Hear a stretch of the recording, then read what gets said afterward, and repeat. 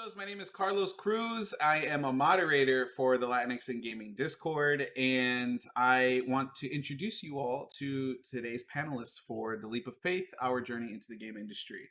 And so, a little bit about myself. I am from Cleveland, Ohio, and I recently moved to the Bay Area here in Oakland. And I was recently hired to be the program manager for Gameheads. And so I want to take a second for you all to introduce yourselves. I guess I'll pass it over to JMags. Hi, everybody. My name is Joseph Magallanes, but out here in these social media and gaming streets, I am called JMags or JMags Plays.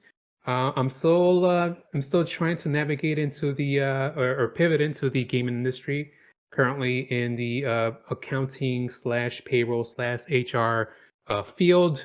But I was given the opportunity to be the social media manager for Latinx and Gaming, and I love them for that. It's given me so much experience and so much that I really wasn't used to. And I love every minute of it. Of course, I really want a full-time job in the industry, but I know I'll be there. Patience is a virtue, unfortunately. But I am here. I am alive. I am valid, and I'm thankful for being a part of this panel. Thank you. Awesome. You got it, JMags. Hi everyone, my name is Giselle. I am a game writer. I've been in this industry for about 3 years. I actually just hit that in September. I am currently I'm currently writing for Red Thread Games on their game Dustborn. Before this, I worked in mobile games as a game writer and a level design intern, and I am also a Latinx in game moderator. Awesome to be here. Hi everyone, my name is Casey Ramos. I am a narrative designer and I have been in the industry for, I think, just past 2 years. I think my 2-year anniversary was a couple months ago. But I work primarily at Xbox Publishing as a content writer. I am also a lead narrative designer at Gameheads Oakland, which is where Carlos is at. And I'm also writing for this super dope game called Supersonic Rhyme Chamber, which is a VR rap game by No Static Games. Yeah. I think that's it.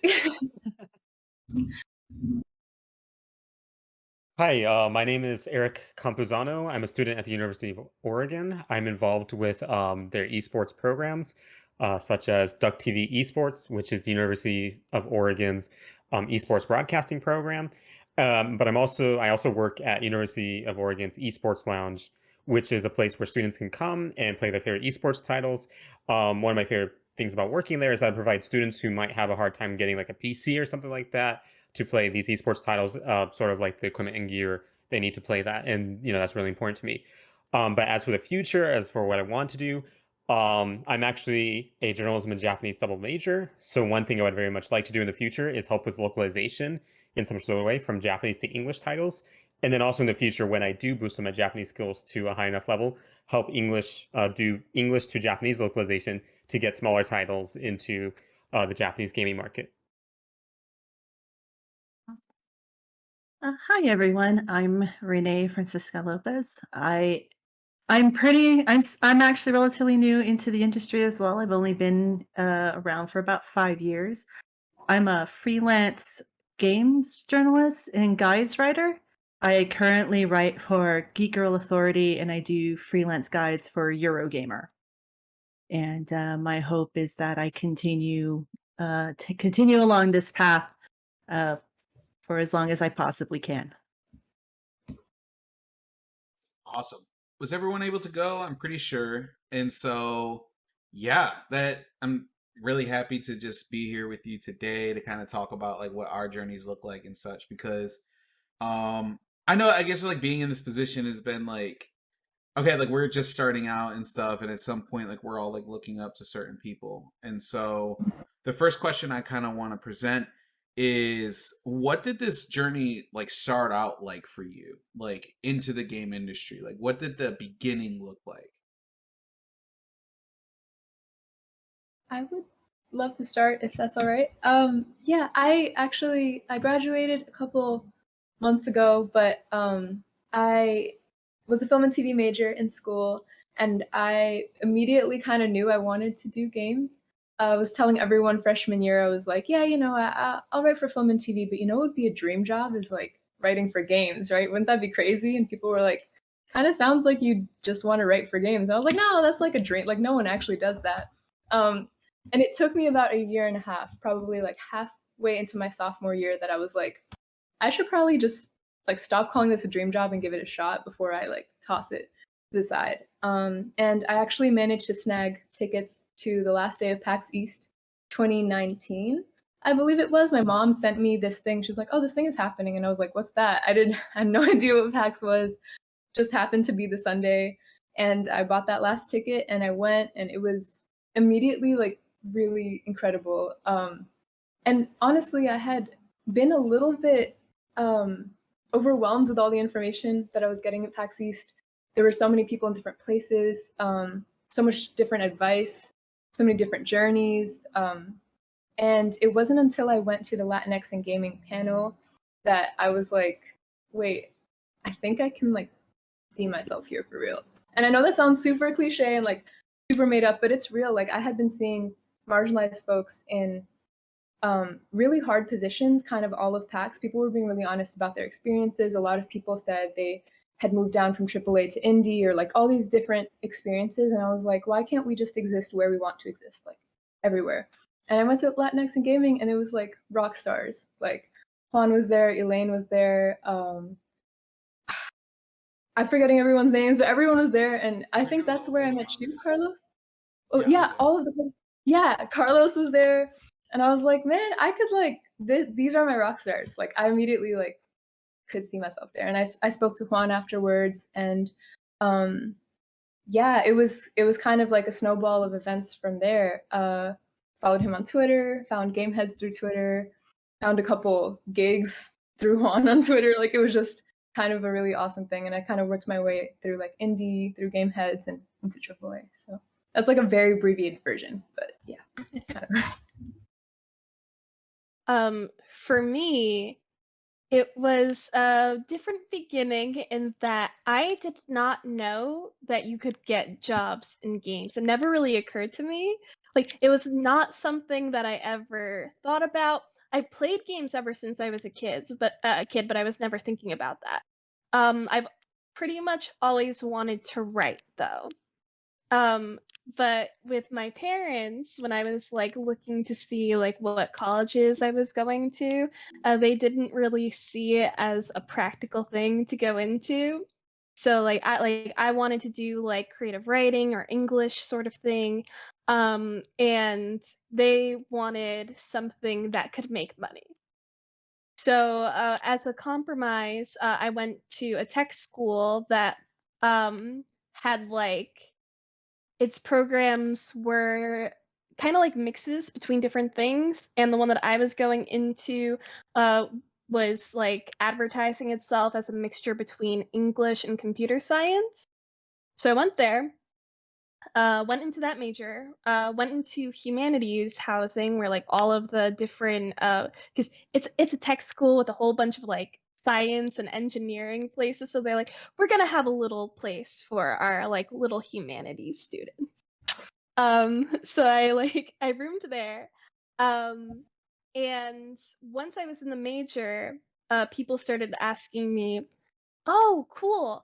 Are you going into animation or film?" And I was like, "Oh, that's what this is." No, I had no idea. Neither of those. And also the writing that was in that major was technical writing. It wasn't creative writing. So it's like I'm in the wrong spot. But all of my friends in the humanities housing, they were all game students, and they started getting me into games again as an adult. And I looked at the program, and there was a game writing program that was creative writing, and that's how I started to get into it. Went to school, built up a portfolio through my college classes. So it took about, I think, a year after I graduated for me to get my first job that paid. Before that, I was at a startup studio uh, doing it for free, and I don't recommend that. Get paid, guys. I kind of want to. I want to take a second to kind of talk about my beginnings, I guess, like in the game industry too. It's very extremely, if not like carbon copy beginning, like to Casey. You know, we went to the same PAX East, like coincidentally and all that, and that's where I met you for the first time. And so because we were at the same panel, the way that worked for me was I got extremely lucky. Like I was a winner of like this Twitter contest where I got to go to PAX East for free, and I just went. You know, I was working at this different job. I took the days off, and I went to PAX East. And on the last day, like a few hours before my flight was about to leave, I was like, I can kill some time. I'll go to one more because I love panels. Like that's just what I like. And so I saw something Latinx in gaming. You belong here. And I was like, oh, well, like I'm Latino, and if they tell me I belong, I gotta go, right? And so I went, and I met like some really awesome people there, and I remember Juan saying like, "Oh, I'm Salvadoran," and I'm like, "I'm wearing my Central American shirt," and so like I wanted to make myself known, like that became my mission, and so I stayed for the whole panel. It was super dope, but I wanted to make myself known to Juan, and that's how I kind of built up that connection. Um, and just over the years, like I was able to stay connected with the organization. I did a couple panels with them. I put on a couple more, and then there's this one, so that's my way of staying involved. And then it turns into just a bigger story there on like how I even got involved with Gameheads. You know, I just got hired as program manager, but that's because of my background in education. And so um you know, that journey and this journey with Latinx and gaming like started at the same time. And so I'm like really fortunate to find like something that is that crossroads of like all of my experience. And so that's how it kind of all started off for me. But I'm like super happy to finally be in this position. Like I feel like I'm living a dream. So yeah, that's what I got. I can go next. Before I begin, my apologies for the background. Discord, for some reason, added that to it, so it looks goofy, but whatever. It is what it is. My journey, you know, everybody's journey is different, of course. I again started. You know, I'm currently in HR and payroll processing. You know, payroll and all that good stuff, right? In hopefully this doesn't count against me, but I remember two payroll jobs ago, they were interviewing employees, you know, saying how, you know, asking pretty much how has the journey been for them, do they like doing what they do. And it came down to me being interviewed, and the question came up, and I kind of had a blank stare, or at least I felt like it. At that moment, I kind of like realized that this wasn't for me for some reason. Like I've lost my passion.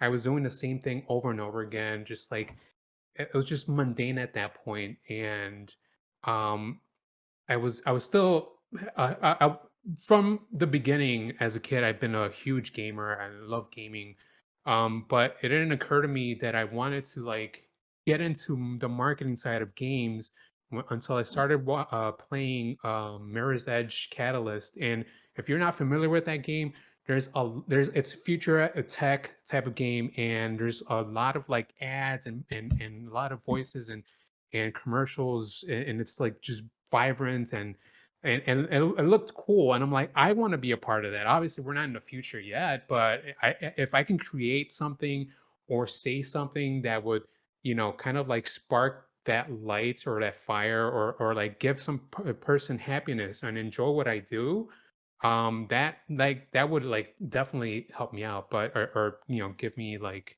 happiness. But anyways, back to the story.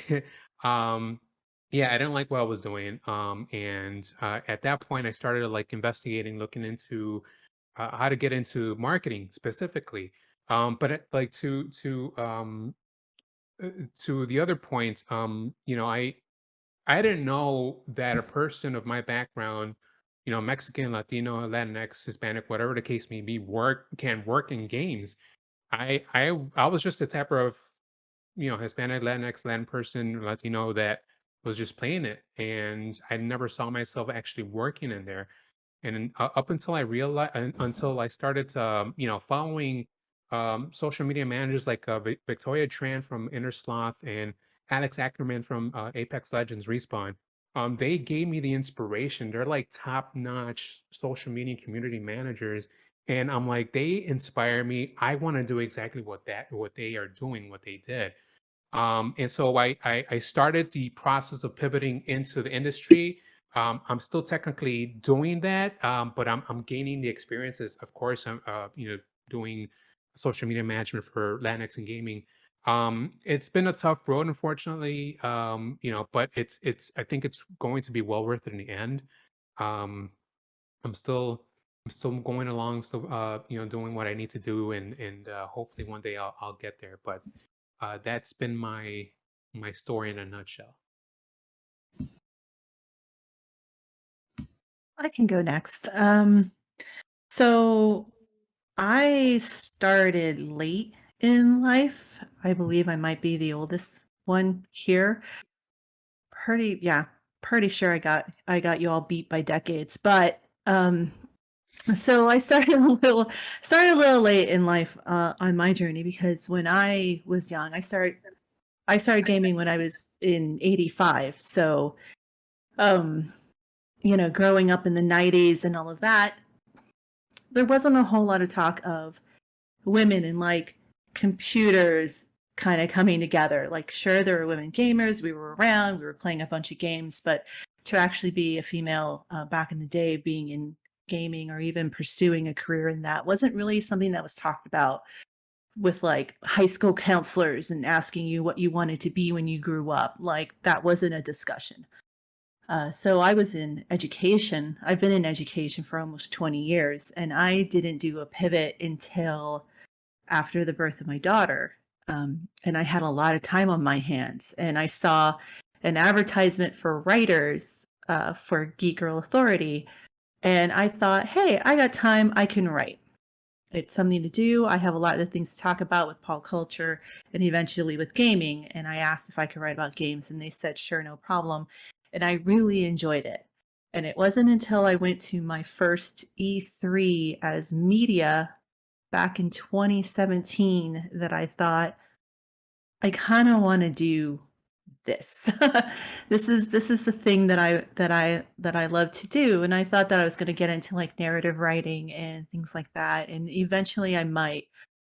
But right now, I'm still in education, but on the side, I'm doing more games writing and writing, news and reviews, and now that I'm doing freelance work for guides, I'm like, "Oh, I can get paid for this. This is great." So, after spending 5 years being pretty much unpaid and just writing about games, but now I'm taking a step further, and now, hopefully it's going to start writing for myself. If I'm gonna write for free, I'm gonna start writing for myself and launch, do a website and write reviews there, just kind of find my voice when it comes to critiquing games or talking about representation in games, or, being able to talk about more about indie games and AAA titles and shining a light on more indie games than anything, because I love indies. But that's kind of the path that I took, is starting late. I mean, I started when I was 37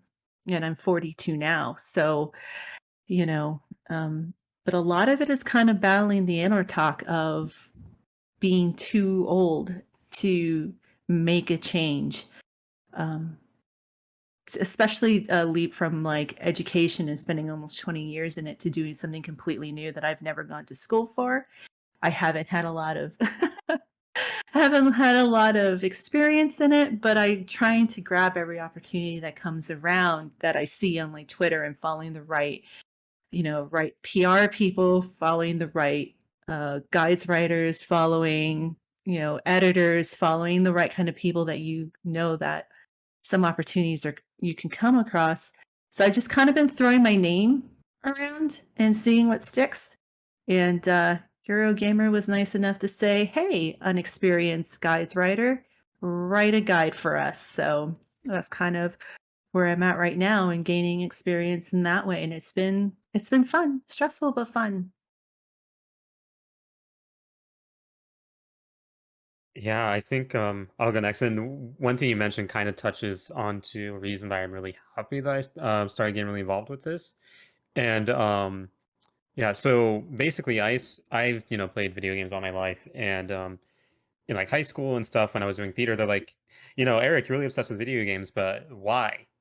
And for me, that really came down to was because one thing I realized is that some of these games I had been playing, like Celeste, Nier Automata, stuff like that, they had like an actual like personal emotional impact on me with the stories that they had. So that was something that I sort of wanted to look into and see, these writers that really had an impact on me. Maybe one day, something I put out, I'll be able to do that. Um, so what happened was is that in addition to being a fan of story-based games, I was a huge Dota 2 fan. I went to TI, which is the International World Championships, usually takes place in a key arena. And with that love of that, I saw that UO had UO Esports, and they were doing an event where they were getting like a bunch of student computers around, rent a room, and we just sort of played it the whole day. And I had volunteered to sort of help set up the event. So I spent a day running around, helping out, and what ended up happening is that by doing that, my name sort of got out there.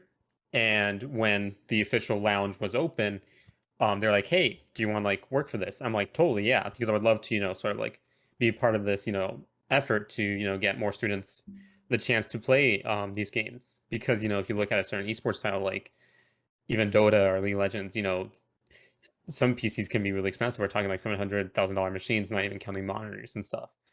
Um, so that was the reason I really wanted to be part of it. And then Duck TV really helped me use my journalism skills in an esports fashion. Um, but what ended up happening was that I also decided to start studying Japanese, and I was fortunate enough to get the scholarships to study in Japan for 3 months, and that changed everything. So then I started following people on localization Twitter, and I was like, man, there's so many stories out there that we don't know about, because when you learn a language, it's like there's a whole new trove of literature and stuff that you just don't have access if you're only in one language. So it's like, I would really like to enjoy to sort of like help that writing process, sort of bring stories from Japan to the US and then vice versa one day later. But following up, what I was saying about what I'm really glad I'm joining Latinx in gaming is that I sort of felt pressured that I had to like right out of college, that it was like, that sort of age problem. Like, I'm 22, and I know that sounds, weird to some of y'all, but like it was very much like I need to like get going like ASAP. But when I met, y'all around, it's like, it's not, you have to do it right away, do or die. It's very much, just keep working towards it. It doesn't really, you know, you're not in like, you don't have to go like such a breakneck pace. You're not going to, the world's not going to end if like you don't get a job. Like you don't make it right into the industry out of college. So yeah, that's sort of my story. Yeah, I relate to a lot of things that y'all mentioned, right? We talked a bit about age, and that is like an intersection of our identity, right? So I want us to kind of talk about how, like, I guess, like who we are, right? And however you identify in whatever intersection that you want to talk about.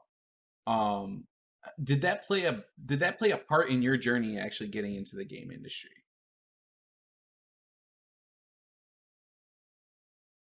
I mean, I can answer Hmm. first. My age. I mean, I kind of usually against saying my age because of. I mean, let's keep it real. In the industry where we're trying to get into, where we're at already, ageism is real. But I am in my late 30s, and of course, with losing the passion of whatever is where I'm at right now, and finding the new passion, the new fire in gaming and marketing. The way my thought process was, I'm not getting any younger. Let me go after my passion right now. It might take a year, it might take a couple years. Who the hell knows? But at the end of the day, let me do let me go for the passion that I've always had, which is gaming, and just run with it and see where that leads me.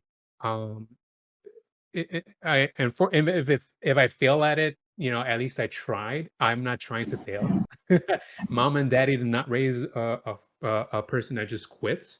Um, but yeah, it was either, stick with what I know or what I've been doing and just kind of like leave it at that and just kind of be in a depressed, stressed state for the rest of my life, or, be depressed, being anxious because you have a problem already for years, but hey, at least you're enjoying yourself and doing what you're doing, and you're making a difference in yourself and the people that that see you or your peers and whatnot. So I kind of want to talk a little bit about like, so I'm first generation college grad, like in my immediate family, like, um, to graduate from college, and so there's a lot of pressure like with that. On top of being Latino, right? And uh, like, I'm not saying like any of those things in and of itself automatically create struggle, but I guess the unique experience with that is that like I have parents from El Salvador, and there is a stigma that can exist around games and parents and what they want for their kids and stuff, and um quite a lot of parents can immediately like, try to instill something else in their kids. Like, oh, I want you to do this. Like, I had a lot of pressure on like, why don't you be a doctor? Why don't you be a lawyer? Why don't you want to be all these different things, right? And the answer to those questions is quite simply because I don't want to do those things, and a lot of the time is that those answers are not really good enough for parents. And so there's that pressure that comes with that.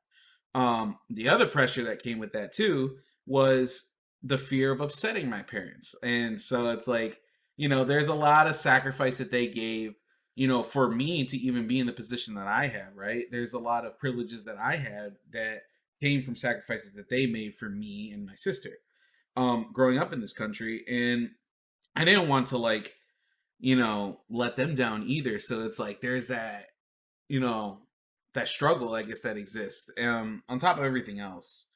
But I had to eventually make a decision and say, like, ultimately, I'm just going to do what I feel like is right for me and what I know is right for me. And, in my position, it worked out, right? But that's not obviously like the same for a lot of students out there, or like students that graduate from college, or even students that don't go to college at all. Like, that's not obviously the same for everyone. So, like, what needs to change in order to like allow for kids to pursue something like this, because I do believe that it should be easier. So I definitely felt those pressures, like those two unique aspects about myself definitely played a part of my journey into the industry for sure.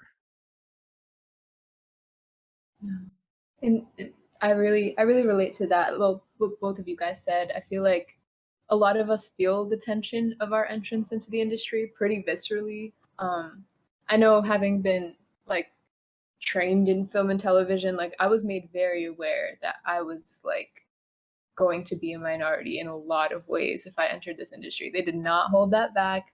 Um, because not only was I a woman, but I was queer, but I was Asian, and I was Latina, and I had like different gender feelings and stuff. Like, it was just, there was a lot, and I always joked that like I would be a character that's hard to pitch, like in my own class, because there's just so much. And honestly, that's not on some self-deprecating stuff. Like, that's like what I was told. I would pitch characters like me, and I would be told like, that's a lot. Like, are you sure people are really going to resonate with that? It's like, who are we talking about? Like, yes, there are people who are going to resonate with this, and I had to prove myself very often, like very, very often. So it reminds me that there was actually like a point in my sophomore year. I think it was before I delved into the whole like game thing and went to PAX and all that. I was doing a report on representation in media, and it was about diversity in media, and it was so bleak. Like, it was incredibly bleak, and I just saw the little parts of my identity like as a tiny, tiny piece of a pie chart. And I was like, that's hard. You know, leadership, representation, Asian and Latina, like both of those things made up like an eighth of like the majority. You know what I mean? It was wild. And it was really hard. And it was that same day that I went to Barnes and Nobles to do this project that was killing me. And I was like, I actually saw a magazine with Lena Waithe's face on it, and she's a filmmaker, director, like really, really badass woman. Like she is killing it in the game, and she's a Black queer woman. And I opened that spread and I just read her words, and I was like, I have purpose again. I was like, this, like, she was so focused on her community and just making her stuff, like crafting her, honing her craft and just building her community and uplifting. And I was like, that's like, that's what we're doing. And once I honed more, like what my direction was going to be, and I knew what I was entering, and I knew I was going to be cutting hot knife, like really like pushing against that. And I was, I think it helped a lot to have those voices in my ear, like speaking to BIPOC, speaking to queer people, like before even entering the industry, and letting their words, like trusting them, believing them when they say, you're going to be underestimated, you're going to be shortchanged, you're always going to be hot shit though. Like, and you can't forget that. You always have to remind yourself that, fight for yourself. Like, you have to believe that. So I try to be that voice in a lot of people's ears, because that really, really saved me like so much. And because you're gonna feel that resistance, and you're not imagining it. Yeah, I definitely hear that. When I was switching over my majors, it was 2014. And if anybody knows what happened in 2014 in the game industry, I will just say the initials are G and G. Yeah, I was coming into the industry during then, when there was like a whole bunch of just attacks against women in the industry, people of color, and so yeah, that definitely 100% played a role, because I was like, oh, I'm going into this new career, and there are all of these strikes against me before I've even set a foot in the door. I am Afro Latina. I'm a Black woman. I'm Latina. I am a woman. And yeah, no one looks like me in any of the games that are coming out. I'm not there. And now these people, these devs, are also just like the people who are there, who like aren't don't even have like all of the like crossing identities that I do, are getting pushed out. Um, so yeah, I was very bold um when I was like still in college, and I was like, yeah, I'm going in anyway. I mean, it's like they said, right? That if you want representation so bad, and if you want like all of these things, then make it yourself. And I was like, okay, so then I will. So I went into the industry like looking to do this and looking to put more of me um in the games that I was going to write.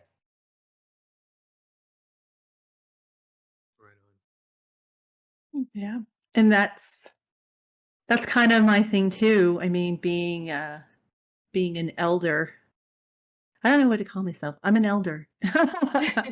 Once you get to a certain age, if you're below 40, you're golden. Once you get above 40, it's like you gotta do a little bit more fighting, I think, especially as a woman, as a Latina, as being where I'm at, you don't see a lot of people my age, a lot of Latina women my age trying to get into game journalism. You just don't see us. I'm never going to be the host of anything. I know that because they, places like G4, places such as that look for a very specific type of host and when they have women on and things like that. And I am way above that age demographic for all of those things. But it doesn't mean I'm not going to stop trying. I think it's important that we, you know, that we carve those spaces out for ourselves. If we don't see ourselves in something, we do have the power to do it ourselves. And it's tough. It's not easy. I don't know where to start. All I know is that I'm going to take all the opportunities I can because I think it's important. I think that, for that representation should include all spectrums of representation. And sometimes age doesn't really fall into that sometimes. I don't know why I'm focused so much on age. So, but yeah, that's kind of the journey for me as well. Is just getting your voice out there. I And think you made a great point, getting your voice out there, and me trying to do what I'm doing now I'm thinking about my why, like my deep why. My deep I don't have any kids, I mean I have fur babies, but that's besides the point, right? But I do have nieces. I do have nephews, but nieces is the most important for me because I want my nieces to flourish and to do the great things and to get fair pay and get get fairness all around. Like I want them to be able to get jobs in the industry that they want. One of my nieces is definitely into space, is definitely into gaming, and I want to give her that inspiration. I want her to see herself working in this industry. And right now, I see a lot of badass women and people who identify as women in the industry now. God damn it, it took a while, but finally there's something, there's traction. There's still a lot of work, of course, that needs to be done. But I want my niece to feel good about herself working in somewhere where she's not going to be, uh, you know, penalized for being a woman or for whatever else, you know what I mean? Like I want to do this for her. That's my deep why.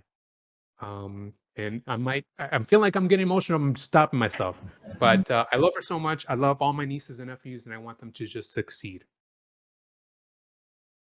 I can relate to that. I come from a family, an extended family that has very, very many cousins. And right now you see them, they're like, little ones younger than me. And right now you see them, they're getting into the arts, they're getting into drawing and stuff like that. And they remind me a lot of the person that um I felt like I was like sort of aiming to be when I was younger because I had sort of the idea of like, oh, I want to do animation. Oh, I want to do like art and stuff like that. But the problem is that when I was in high school and stuff like that, we really didn't have the tools or anything like that to really learn independently, I should say. It's definitely possible, but with sort of how I felt during high school, sort of the journey I went through high school, I felt like I really wasn't able to because I lived sort of a small town. So for me, I think about sort of the future and sort of, what future am I setting up for, because I want my cousins to sort of pursue what they want to pursue. I see their drawings and stuff like that. They get super excited about the art they put out. I sort of want to support them. It doesn't necessarily have to be gaming. It can be sort of any sphere of art or entertainment. But I sort of want to sort of you know provide some sort of open sphere for them to sort of pursue what they want.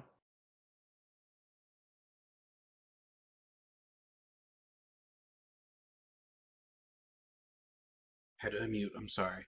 All right, Yeah. awesome. And so, thank you everyone for sharing. I guess like talking about like our identity and stuff can be, as difficult as it needs to be, depending on like where we're coming from and what we're talking about, right? So I appreciate you sharing out about that.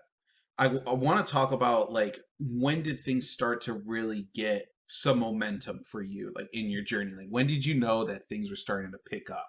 Like when you saw that door and you're like, you know what, I'm about to walk through it. it's here for me. What was that moment for you?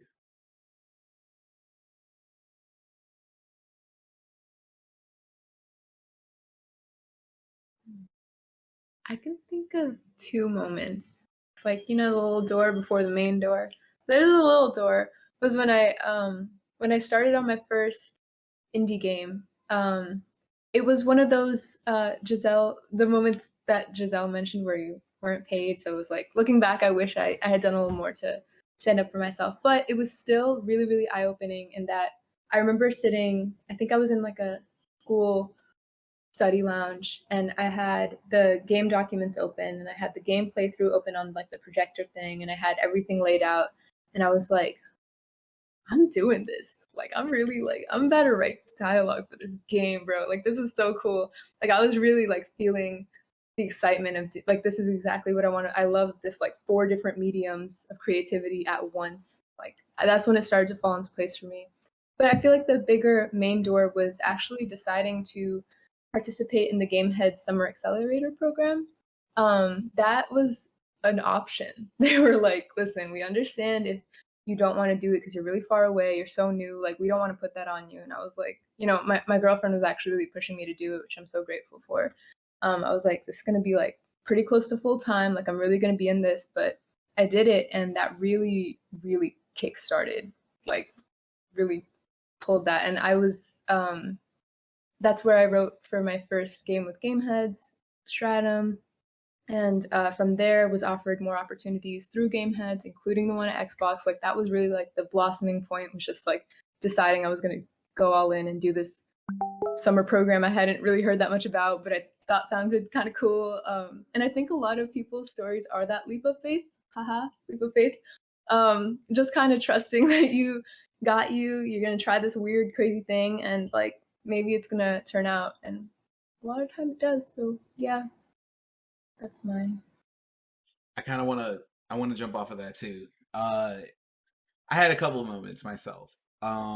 The first moment was the first panel that I did with Latinx in gaming. It was it was building community, and I was at work. The one, not my last job, but the job before that I didn't really enjoy it. So I was like just sitting there on Discord one day, and then I got pinged. Like the moment I decided to open Discord, I saw an at everyone message in Latinx and Gaming from Juan, and Juan's like, "Yo, we're about to be at PAX West. Look for panelists. Hit me up." So I'm like, all right, I'm just like this random dude that he met at a couple months ago. So like I typed to him and I say, hey, like I run this podcast. I love talking about like these topics and such. I don't work in games, so I get if you're like looking for somebody a little bit more nuanced with that. But I thought I'd just shoot my shot. And he just like, nah, like you're in. I'm like, what? And so I'm like, and so that was huge for me because it was my opportunity to meet more people in the industry. And then like also just go to Seattle for PAX West. I mean, that was just cool, right? And there I met so many new people. I had the same, a similar opportunity, but to really curate my own with Jasmine Aguilar. We curated a panel called Self Care's Latinx Game Dev. Same thing, got accepted for PAX South. We did the same thing. And that's when I was like, oh, this snowball's going. Like I can't just like stop now. The second time that it happened that, essentially leading me up to Gameheads was I saw a job posting on Twitter, and I opened that job posting, and I was like, "What the heck? Like, this is literally what I do now." So at the time, I worked for City Year Cleveland, which is a program where we work with students in low-income areas, in low-income schools, and my job as impact manager was to lead a team of student success mentors for the students. And so I work with students all day, every day. Even before that, I did Freedom School, which my essentially what I'm saying is I've worked with kids quite a bit. Like that's what my background is in.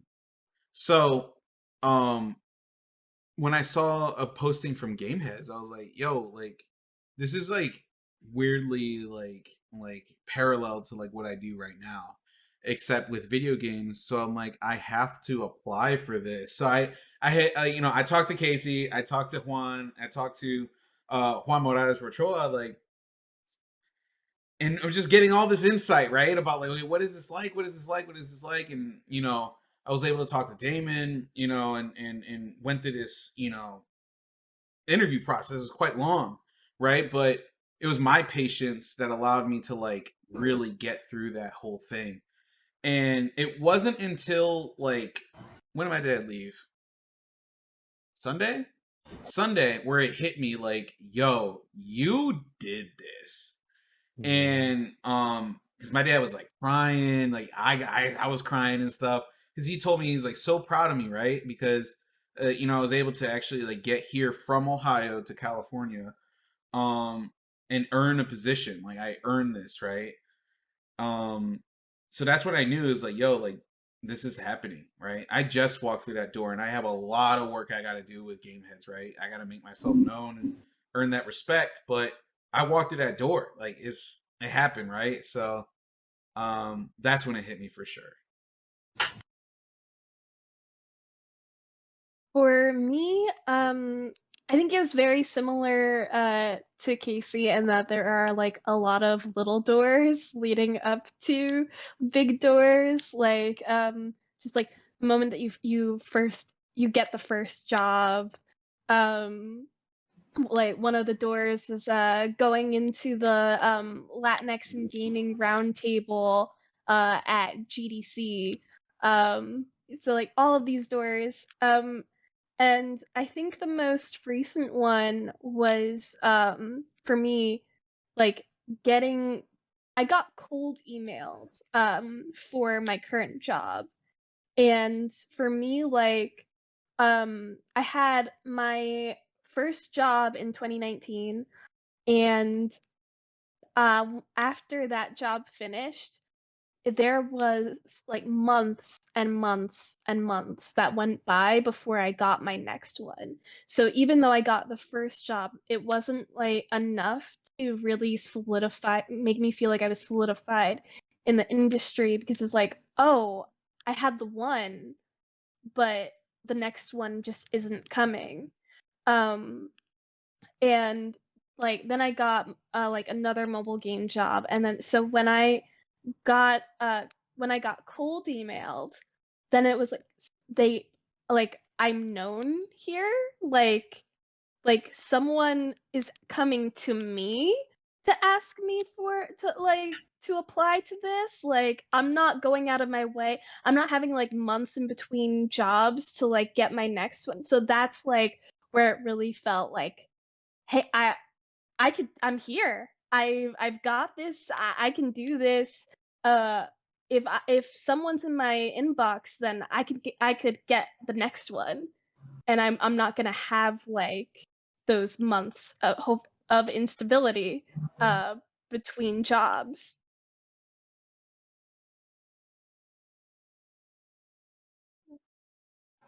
Um, I think I'm still going through the door.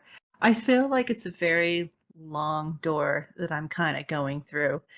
Um, because as I said, I've been doing this for almost 5 years, and I feel like it hasn't really started picking up until last year, basically, with my first freelance gig, and realizing that I can actually kind of write under a deadline and write under pressure and present something to a person in games journalism who actually read it and said, "Hey, this looks good." And I felt like that was fairly validating. That somebody was just like, "Oh no, you're a terrible writer. Stop doing what you're doing." It wasn't anything like that. It was like, "No, this is great, and we want you to do more for us," which is awesome because half the time I don't think I know what I'm doing, and imposter syndrome kicks in, and I'm just like wondering what, is what I'm doing good enough to stay in this? So when, you get some feedback back and they're like pleased with your work, it's a good feeling. And I feel like I'm still kind of in that space where I see we're, getting that, validation, getting that feedback of, okay, you're good, you're fine, you can continue pursuing what you want to pursue. So yeah, that's kind of been my door. I'm still kind of going through it. I'm waiting for, more opportunities, obviously, and sometimes the door is a little bit longer than you expect, and sometimes it's looking at the smaller doors too. So. It's kind of I'm in the same scenario. La puerta está emparejada un poco. It's not like open wide, you know what I'm saying? Like I'm going through it. But I guess my opportunity or my door, situation would be when I was invited, of course, to be a part of Latinx and Gaming as a social media manager. Imposter syndrome, warning, imposter syndrome. I don't know what they saw in me, but they saw something in me and gave me the opportunity, and very much appreciate Christina, Juan, Joe, Judy, Elena, Fernando for giving me this opportunity. I wouldn't be here today. Forever grateful. I always tell them all the time. They're probably tired of it, but I'm forever grateful for the opportunity that I was given, because I wouldn't be in this stage of my life if it wasn't for them. That like message of, hey, you want to come through and be part of the team. That was like, I am here. I'm starting to be there. I'm still in the path, but I'll be there hopefully sooner rather than later. But we'll see what happens. Yeah, I'm still in college, but I think what happened for me, what really sort of helped me snowball into sort of like be here today. I'm not sure if I can name drop, but basically what happened was that someone who worked at a certain video game company, I didn't know this person before, but out of nowhere they started liking some of my Instagram posts that I posted on Instagram. And then I looked, I was like, man, who is this? Who's this person? Like just, sort of out of nowhere, like liking my Instagram posts. And I looked the name up and I'm like, oh, oh. And so I looked that person up on LinkedIn. I was like, "Hey, you've been liking some of my stuff." Not exactly like this, but I was like, "Hey, my name's Eric. I would love to like connect and talk with you further because I had noticed that you'd been liking some of my Instagram and Twitter posts." And at this point, at this time, I had still sort of felt like a nobody. This was COVID, and I was very much lost. I had um, a Tokyo PR internship canceled. It wasn't the best time for me personally. But what ended up happening was that that person accepted, and we had a call together, and they gave me some amazing advice, and that I still cherish to this day. So I was like, okay, well, I got to get involved with things. And around that same time, I had gotten uh, the invite to Clubhouse, and Latinx in Gaming was starting their Clubhouse series back then. And I said, screw it, I'm just gonna go and see what happens. And then Latinx in Gaming was, looking for speakers. I said, screw it, what do I have to lose? I'll be a speaker and see what happens, because it was like some sort of topic just related to something that was happening in the industry at the time, something Nintendo Direct related or something. So I said, screw it. And you know, then I started attending every one, and then I started getting a little bit involved with the Discord. I met Carlos, I met JMags, and they, one time in Discord they gave me great advice and started like, hey, just keep getting your voice evolved out there. And I just sort of kept doing that, and now this is now I'm here, and I feel very grateful for that, because I think a lot of stuff that I have learned within the past like 4 months, especially through like Conexion and stuff like that, has helped me when I do continue to sort of pursue this career that I really want.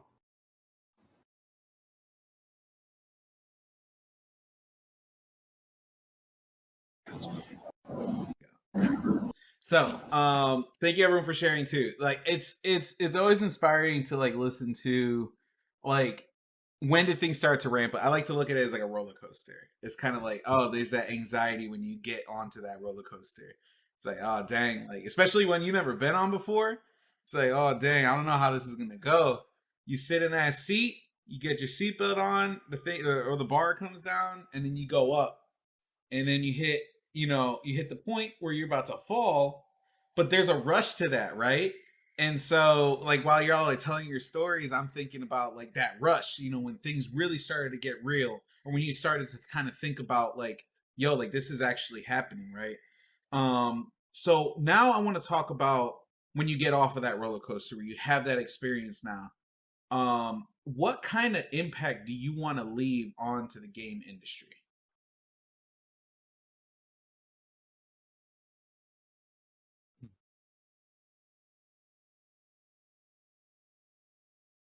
I think my mantra, however you pronounce it, sorry, is the Midwest in me.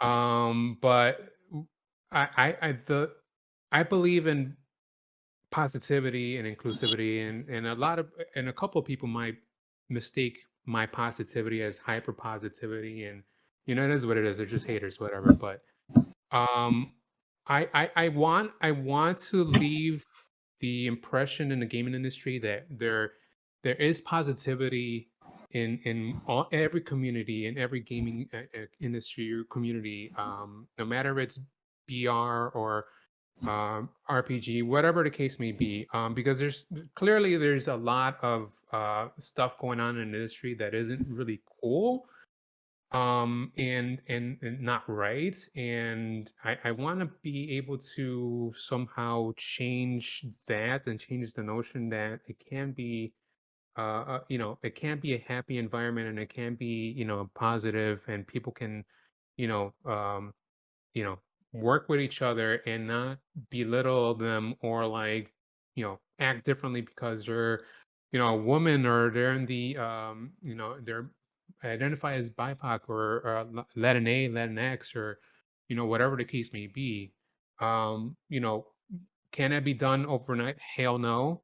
But if I can at least spark that fire, even if it's a small one, that's all that really needs.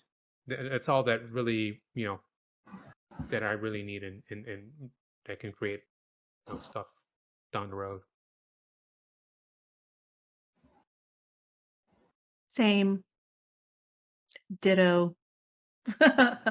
It's the same for me. It's hoping to create a community of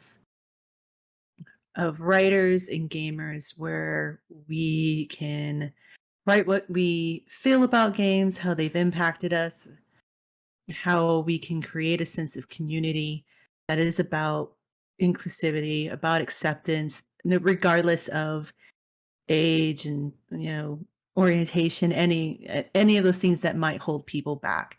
Because the gaming space is a beautiful space. We're creators, we're storytellers, we're artists, we're musicians. Like, it's such a wonderful and unique space of people with so much talent.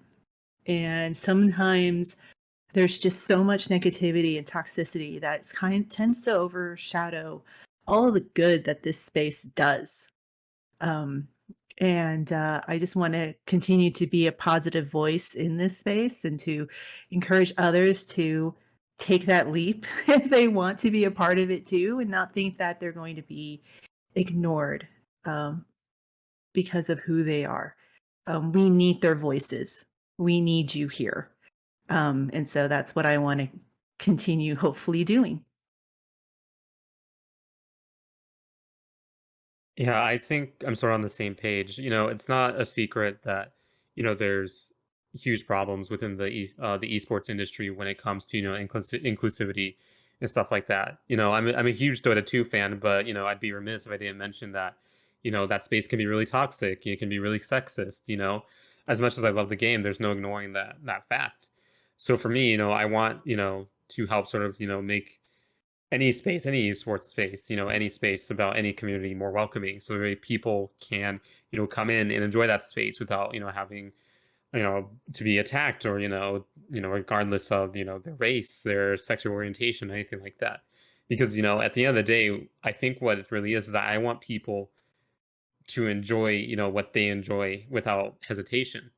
Heck, I want people to enjoy what I enjoy without hesitation. I would love more people to play Dota with me, but that's the reality of the situation. Is that I understand that Dota is not the most welcoming space, and I don't hold anything against them for that. So I think that's sort of my goal. I want more people to feel welcome in these sort of spaces, regardless of, sort of how they align in any sort of identity. Yeah, this. Oh, oh yeah. Oh, sorry, I didn't know if Giselle was starting that. This rhymes a lot with what everyone was saying in terms of just like wanting there to be just more room for everybody, more space for everyone to be. I'm gonna put it bluntly, like more folks of color in positions of power. We need that in the games industry. And it's, because as much as we work towards inclusivity and making sure that things are represented right and things like that, really what matters is making sure that the people calling those shots know what they're talking about and can speak to those experiences and know who to get in the room. So I'm a really huge advocate for just like positions of power are very, very important in this industry because it's such a hierarchical industry. It's a very nepotistic industry. So that matters a lot. And I'm also I hope to be like a creative director one day. So I hope to like contribute to that, like being the person who lets people in. Like I feel like if we can change who the gatekeepers are, we can make a huge difference. Or just take down the gates. You know what I mean? Like more room for everyone to just be. And thankfully and gratefully I've had a glimpse of kind of that being in Game Heads. Just being in a community of people just being, just creating really awesome stuff without people waving a finger in their face or saying that's too wild or that's too unrealistic. Like we just create dope stuff and nobody stops us, and we create such cool things. So something like that someday is what I hope for, and I hope to be part of the people holding that door open because so many people held that door open for me. Yeah, absolutely. What Casey said, we need people, like representation on the screen is important, absolutely 100%. I want to see more stories about us. I want to see more stories like just people who don't have their voices out here. Like I want to see all that. But just as Casey said, like in order to get the like authentic like meaningful stories that actually show all of us in all of our different like shades and colors and cultures and stories, like we need to be there behind the screen too and in positions of power. 100%, it's what we need.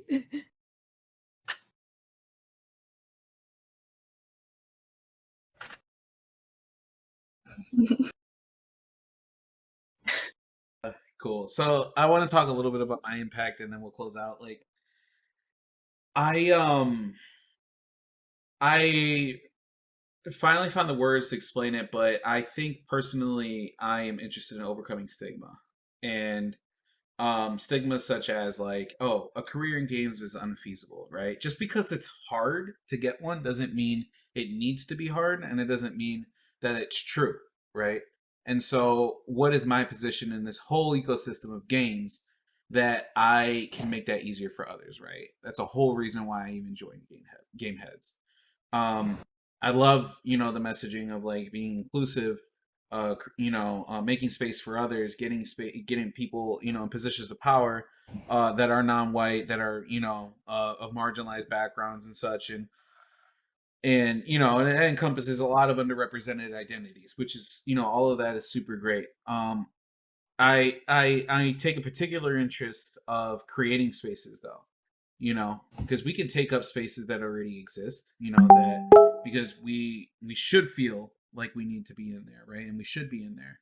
I'm also very interested in creating spaces that don't exist, right? That we can encompass, and that we can also, let others into as well.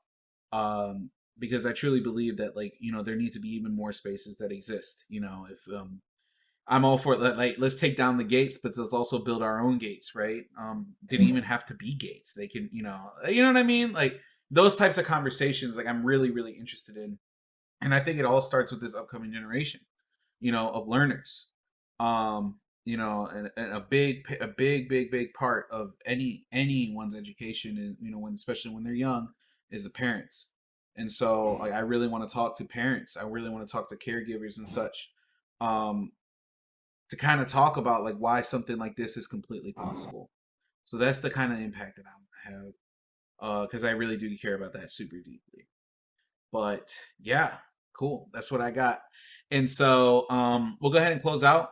Thank you everyone for participating today. For those of y'all that are watching, thank you all for listening. I hope that you have taken away something from what we've said, if not all. And if you have any questions, please go ahead and reach out. And join the Latinx and Gaming Discord if you're not in there already. We're all in there. And we're all available to kind of say whatever we need to tell you. So, but yeah, thank you everyone for your time, and I hope you have a good rest of your Unidos.